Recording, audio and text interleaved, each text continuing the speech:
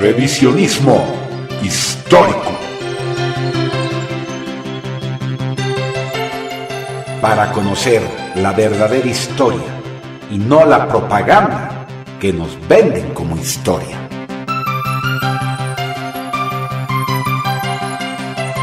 Libros e información censurada. La historia oculta del mundo. Entrevistas y sus protagonistas. La Tribuna Radio de España.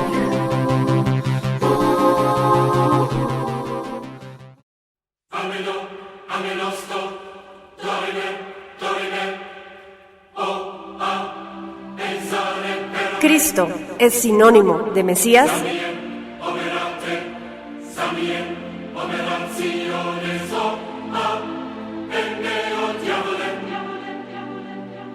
Según la ortodoxia, sí. Literalmente, ambos significan ungido. Mesías de Mesaya es palabra de tradición hebrea. De Mashach, ungir, untar, y de Mashayach, ungido.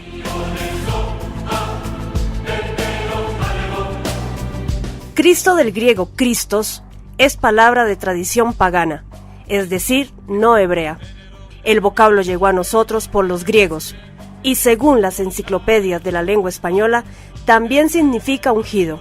Robert Graves, en su obra Rey Jesús, traduce Crestos, latín, como hombre bueno. Robert Ambelain traduce Jesús Cristo como Salvador Sagrado.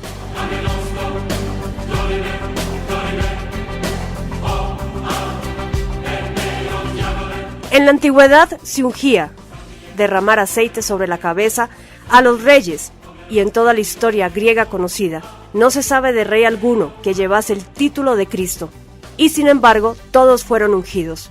Así que debemos concluir en primer lugar que el término significa algo más que ungido, y que la palabra fue heredada por el mundo griego de otro, u otros pueblos más antiguos, como ser íberos, dorios, etruscos, pelasgos, albiones, frisones, celtas, etc.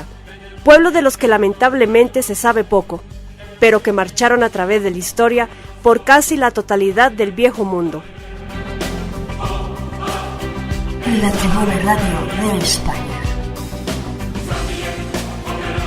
Hubo muchos hombres buenos, pero que sepamos a ninguno se le llamó Cristo. Cuando Jesús vivía, lo hizo entre judíos, así que lo más probable es que lo llamaran Rabí o Mesías, pero no Cristo.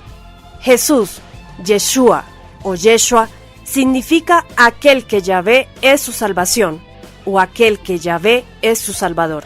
Inclusive es probable que el vocablo tenga raíces en el sánscrito, o en algún lenguaje olvidado de aquellos que descendieron del Cáucaso hacia la India, entre los monjes kshatriyas, por ejemplo, o en los veneradores de Krishna, del cual la historia del nacimiento en los evangelios parece calcada. Pero lo que no admite duda alguna es el hecho de que el vocablo y la historia del enviado y el nacimiento virginal ya existían antes de la llegada de Jesús entre los pueblos paganos. Y lo segundo que no admite duda es que los evangelios fueron escritos en griego y para los pueblos gentiles.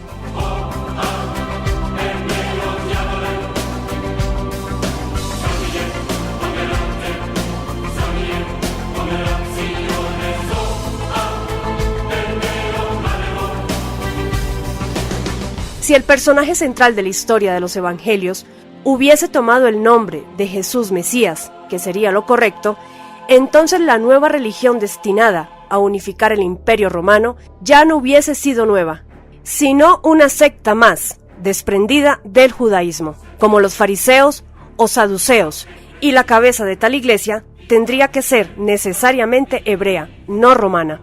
Pero, muerto el burro, puesta la tranca. Porque después de la destrucción de Jerusalén en el año 67 por tropas romanas y la expulsión de los judíos de su territorio, los padres de la iglesia no judíos supusieron que el judaísmo iba a desaparecer para siempre de la historia, y el vocablo Mesías fue reemplazado por el de Cristo, de uso común entre los paganos a ser evangelizados.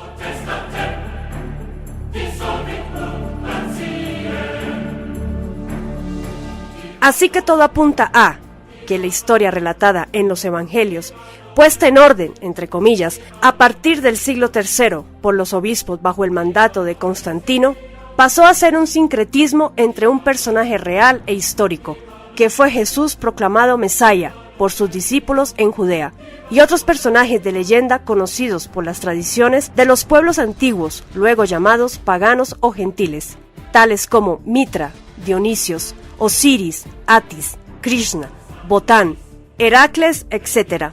Por lo que concluimos que el mito, leyenda, historia o creencia del enviado desde las alturas en auxilio de la humanidad ya existía antes del nacimiento del pueblo judío como nación, y tal tradición fue pegada en la historia de los evangelios a conveniencia de la naciente iglesia y de quienes la encabezaban. La Tribuna Radio de España.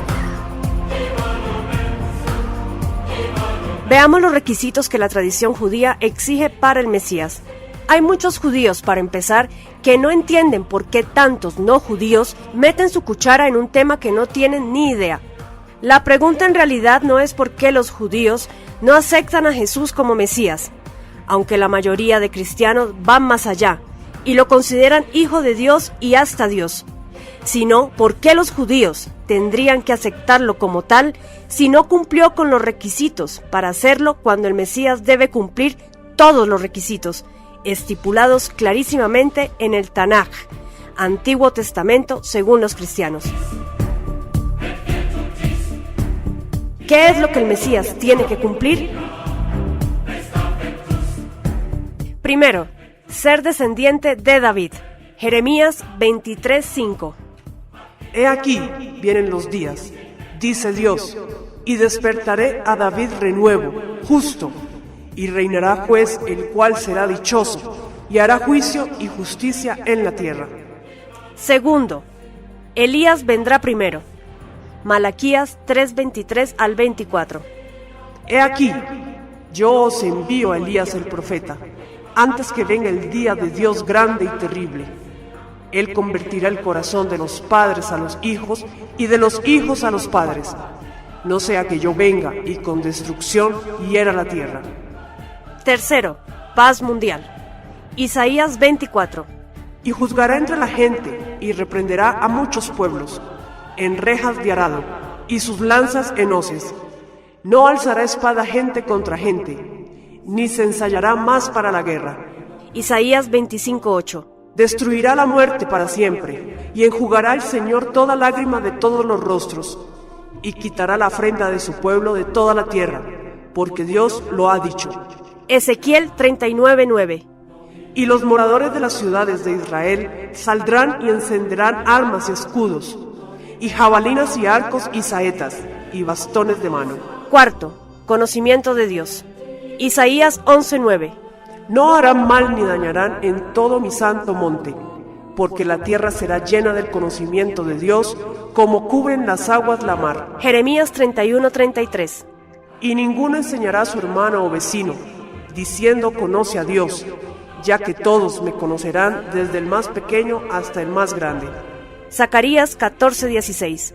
Y todos los que quedaron de las gentes que vinieron contra Jerusalén subirán de año en año a adorar al Dios de los ejércitos y a celebrar la fiesta de los tabernáculos. Zacarías 14:9. Y Dios será rey sobre toda la tierra. En aquel día el Señor será uno, y uno será su nombre. Quinto, construcción del tercer templo. Ezequiel 37:26 al 28. Y concertaré con ellos, por pacto de paz, perpetuo pacto será con ellos. Y los asentaré y multiplicaré, y pondré mi santuario entre ellos para siempre. Y estará en ellos mi tabernáculo, y seré a ellos por Dios. Y ellos me serán un pueblo. Y sabrán las gentes que yo Dios santifico a Israel, estando mi santuario entre ellos.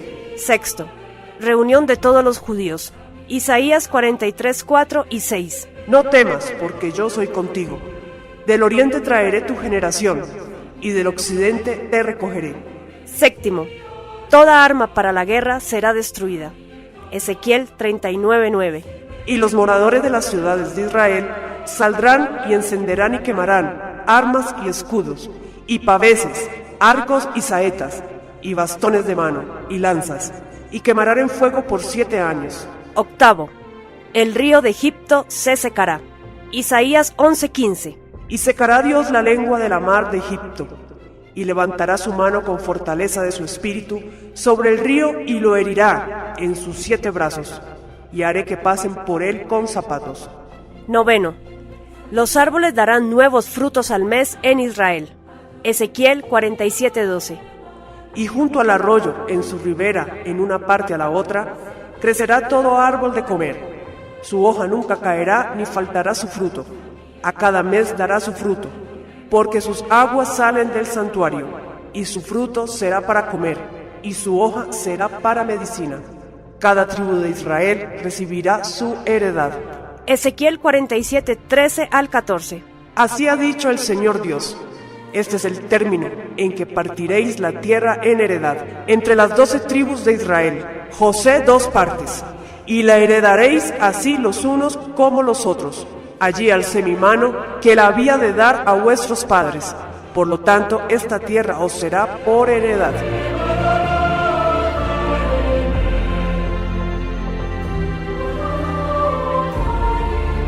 La Tribuna Radio de España.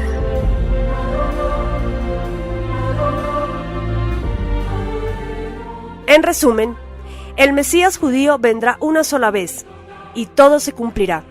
El mundo entero estará en paz total, sin guerra o violencia alguna. Además de todo lo anterior, para que se cumpla el descenso del Mesías, primero los judíos y Sim tienen que concretar el reino aquí en la tierra, y el reino es justicia absoluta. Según la tradición hebrea, siempre existe un judío que es un Mesías en potencia. Pero si no se produce el reino, aunque él cumpla todos los requisitos, no lo será. Dicho de otra manera, el Mesías se manifestará luego del control total de toda la humanidad, por un grupo de hombres santos, lo que en lenguaje político se llama sinarquía. Todo lo expuesto anteriormente es relativo al Mesías, pero de ese Dios desconocido, del que hablaron a los gentiles en su lengua, el griego, de ese Cristo, incrustado luego por la naciente iglesia en los evangelios, no tenemos ninguna tradición escrita en ninguna parte, solo rastros desparramados a través de las tradiciones y en la memoria de sangre de los pueblos paganos. Si la ortodoxia no nos da más, no es porque no se puede, sino porque no se quiere. Y la prueba es que sin necesidad de ser un exégeta o un lingüista, solo con algo de semántica y sentido común, hallaremos más conexiones.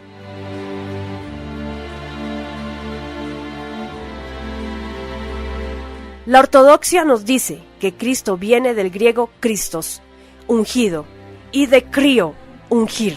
Pero también nuestra palabra crisma, que viene del griego crisma, y del latín también crisma, y que la ortodoxia nos dice que también viene de crio, ungir. Sin embargo, las enciclopedias no nos dan el significado literal de crisma en griego. Y todos sabemos lo que significa crisma. Es la parte superior de la cabeza, en griego y en castellano, o sea que crisma es el lugar en el que se deposita la unción. Crisma no es la unción o el acto de ungir. Para que haya unción, primero debe haber crisma en la cual derramarla. Y no cualquier crisma, sino una de un nacimiento especial, de origen superior, proveniente de un espíritu de tal potencia que al reflejarse en la crisma del recién nacido, la enciende, y ésta se ilumina, y para avivar la llama, se la alimenta con óleos santos, aceites, y esa es la unción, el hecho de alimentar la llama espiritual, y es esa unción a la que los paganos se referían, y no a la otra, que se hacía a los reyes al momento de coronarles. De esta palabra griega y latina deriva la palabra gringa crismas, que es relativa a la natividad, a la Navidad y no al ungir.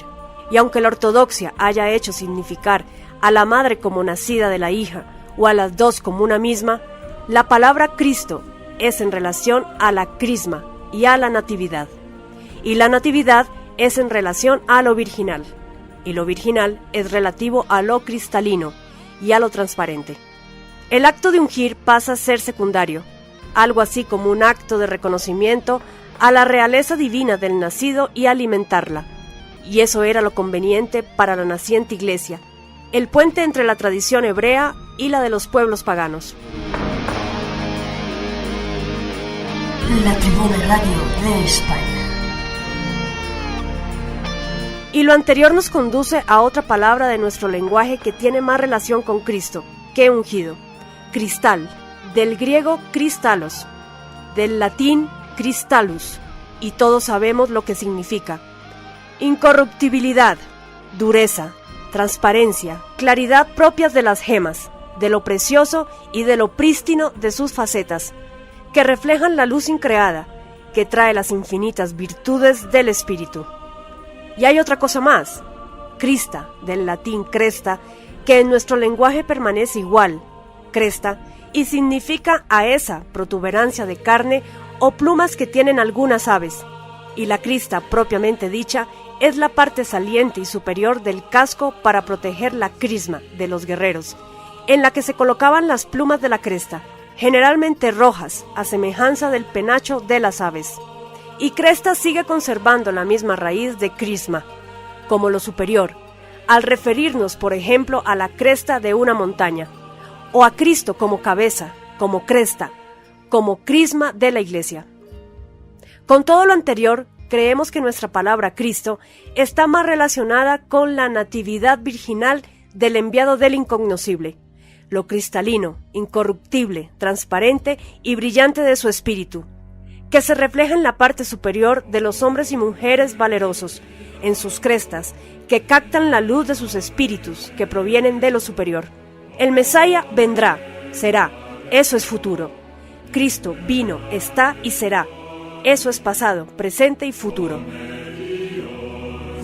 Por lo tanto, el Cristo y Mesías no son la misma cosa. Y esas son las razones por las que la Iglesia incorporó a los evangelios la historia de la Natividad, para que la historia de Jesús y la creencia hebrea del Mesías futurista se fusionara con la del Cristo pagano, que es tradicional, que es tiempo pasado, ha sido, porque según la tradición pagana, Cristo ya vino, y no abandonará la creación hasta que el último de nosotros que se sienta cautivo haya sido liberado.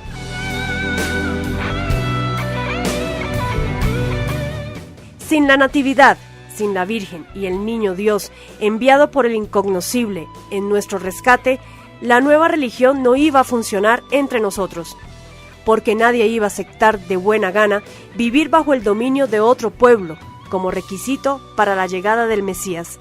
Y cuando éste llegase, la condición de las otras naciones sería como la de tercermundistas, pero sin hambre y enfermedad. Claro está, porque nos necesitan para el trabajo y el sacrificio.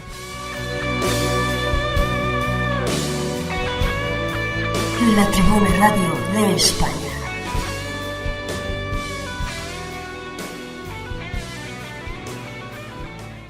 Dicen que evangelio significa buenas nuevas, aunque para nosotros significa mensaje de Eva, ya que ángelo es mensajero, y de ahí proviene ángel, que significa mensajero. Luego, Eva ángelo sería Eva mensaje. El niño Dios ha nacido de una virgen y vino a liberarnos.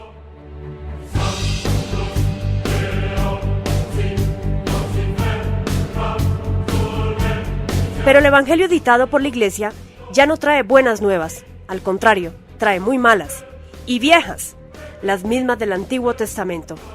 Trae pecado, castigo, misericordia, llanto y crujir de dientes, el abismo ardiente por toda una eternidad, y temor a quien supuestamente envió a Cristo. El Evangelio no nos trae la buena nueva de un Salvador o un Liberador, sino más bien a un emisario de Dios Todopoderoso, que nos ha traído un ultimátum: o vivimos, pensamos y nos comportamos como ovejas, o seremos sometidos al castigo eterno.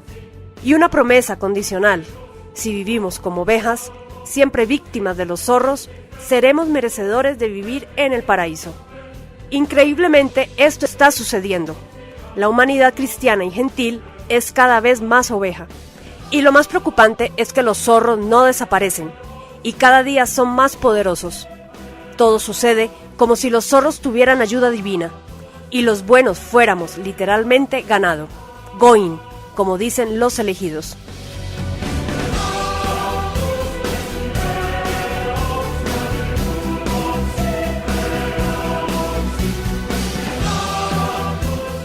Y sí, ambos, Mesías y Cristo, son ungidos. La ortodoxia hizo puente del significado por lo común y no por lo diferencial, con lo que la ortodoxia, siempre dirigida por un interés o poder superior a ella, afirmará lo que su amo le ordene. Hasta podrá afirmar que Inca y Führer significan jefe. Y no mentirían, pues ambos eran jefes de naciones, claro, con algunas diferencias, como Cristo con Mesías, como perro con zorro.